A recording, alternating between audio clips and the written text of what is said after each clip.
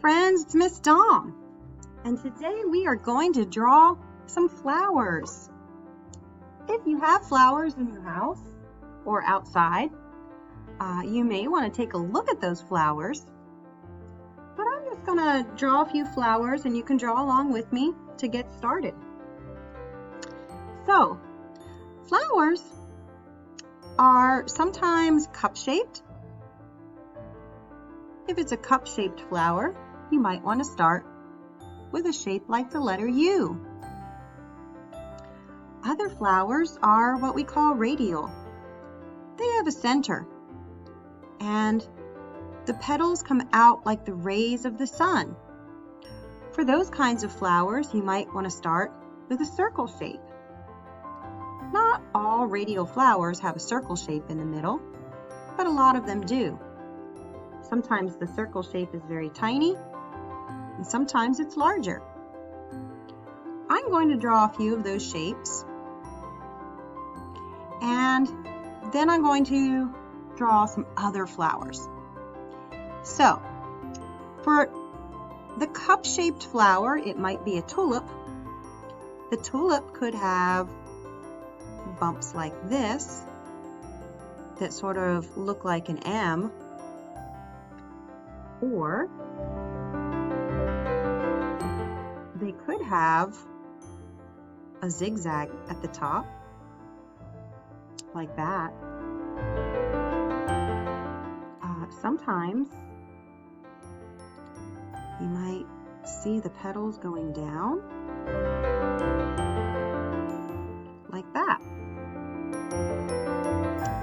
There's also another cup-shaped flower that I like. It has sort of a ruffle along the top. Sometimes you can see the inside of it. You can see the ruffle in there too. This is a little more complicated to draw, so you don't have to draw the inside. So that ruffle goes all the way around like that.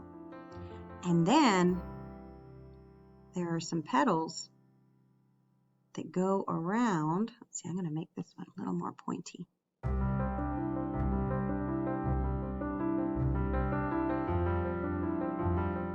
Kind of like that.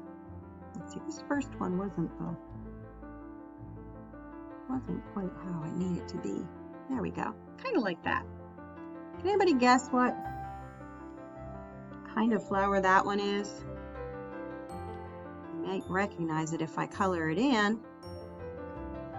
That's a daffodil. Okay, what about these flowers that I call radial? They have petals that come out like rays. Sometimes the petals are shaped like a teardrop.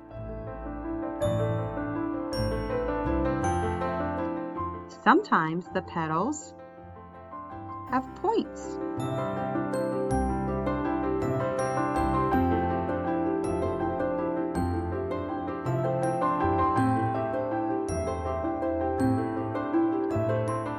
Sometimes there are lots and lots of petals. So you can have lots of petals or just a few petals. Sometimes the petals are layered. So you have petals and more petals and more petals and more petals. Kind of like if you've ever seen a mum. Those flowers are more popular in the fall, but those aren't the only flowers that have lots of petals. Now, many people love roses. You can draw a simple rose by doing a spiral shape and then adding, you guessed it, that U shape. And then you can add a little extra petal there if you like. And then you have a rosebud. If you want your rose to be blooming, you'll have to add some more petals. I'm going to erase a little bit here to add some more petals.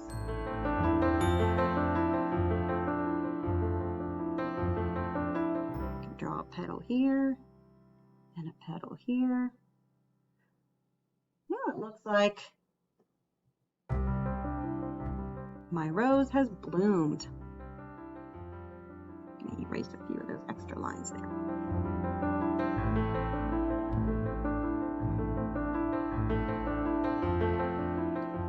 Okay. Now that we've thought about the shapes of the flowers,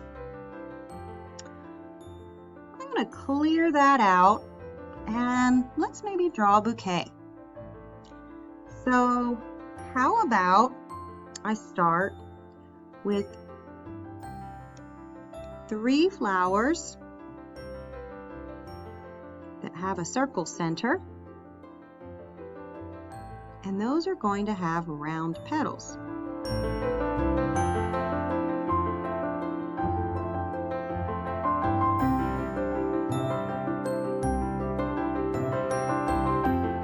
Now I'm going to add 3 flowers that have that cup shape.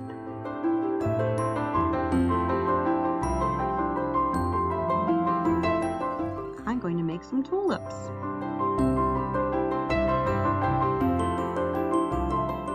And I'm going to add a few more tiny flowers to fill in the space around those other flowers that I drew. Now, you don't have to draw the same flowers that I'm drawing, but if you want to make a bouquet, it's a good idea to start with the flowers before you add all the stems. And here's why. I'm going to come down here and draw the vase that those flowers are in. And now I'm going to start adding the stems.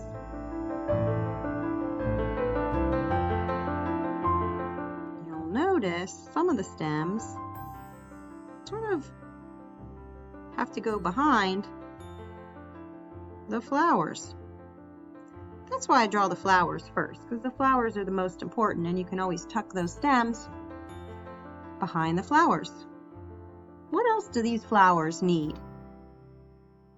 If you were thinking leaves, you're right. I'm going to add a few leaves in here. And again, those leaves can be blocking some of those stems. So I'm going to erase some of these stems that are covered up by the leaves. I can add some small leaves, and again, those leaves can be sort of tucked behind some of the flowers. You want the flowers to be in front because they're the most important part of the bouquet. Then, once you have a bouquet that you like, you can start coloring it all in.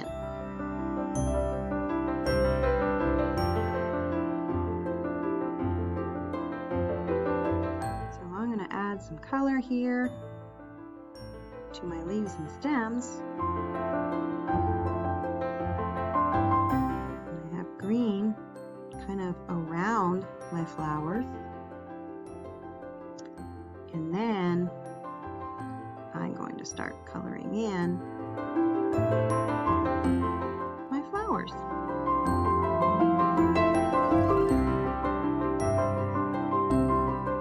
I should probably take my time a little bit.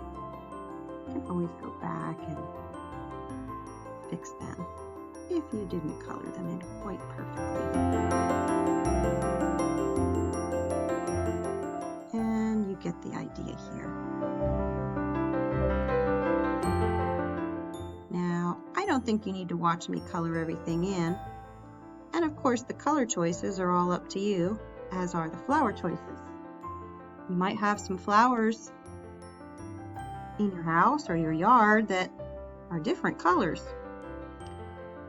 I'm doing this on the computer screen, so maybe these aren't the best color choices, but I'm kind of limited in the choices of colors that I have for my flowers.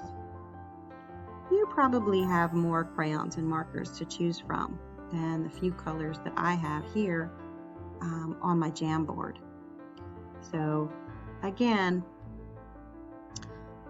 you can make your flowers look the way you like them to. You do not have to make them look like the flowers that I'm drawing right here.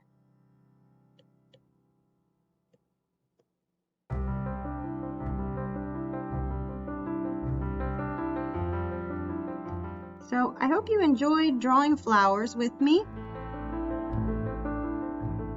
Good luck drawing your flowers, and feel free to share your finished art on Seesaw when you're done. See you next time. Bye.